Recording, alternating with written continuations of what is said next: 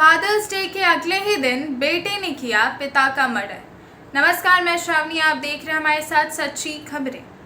पिता शराब पीता था, इसलिए बेटे ने उसकी हत्या कर दी। खेत से लौट रहे पिता से रास्ते में बहस हो गई, बात मारपीट तक पहुंच गई। दीवार से पत्थर निकलवा कर बेटे ने पिता के सिर पर मार दिया। मौके पर ही पिता ने दम तोड़ दिया। बेटे को पुलिस ने हिरासत में लिया है। मामला झुंझुनू के खेदाड़ी का है। आइए इसके पीछे की कहानी पर नजर डालते हैं। सोमवार दोपहर 12 बजे कुम्हारों की ढानी निवासी पुत्र भोला राम नंगली गांव के रास्ते अपने घर आ रहा था। घर से 200 मीटर की दूरी पर मझला बेटा बलविंदर ने पिता को रास्ते में रोक लिया। दोनों में शराब की बात को लेकर बहस हुई। इसके बाद पिता पुत्र में हाथापाई होने लगी। इस दौरान बलविंदर ने पिता इंद्राज के सिर पर दीवार से पत्थर उखाड़कर दे मारा। पिता की मौके पर ही मौत हो गई। इंद्राज के भाई राम निवासी ने बताया कि इंद्राज शराब पीने का आदी था। इस बात को लेकर पिता पुत्र के बीच अक्सर विवाद होता था।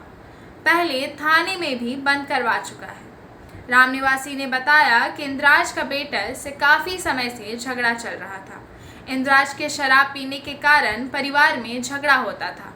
वह पिछले 6 महीने से ढानी में अपने पैतृक घर में अकेला रहता है। उसकी पत्नी और बेटा ढानी से 800 मीटर दूर खेत में मकान बनाकर रहते हैं। साल 2012 में आपस में हुई झगड़े के बाद बलविंदर ने इंद्राज सिंह को थाने में बंद करवा दिया था। इसके बाद इंद्राज की बहन ने उसकी जमानत करवाई और अपने साथ ससुराल टीबा बसा ली गई।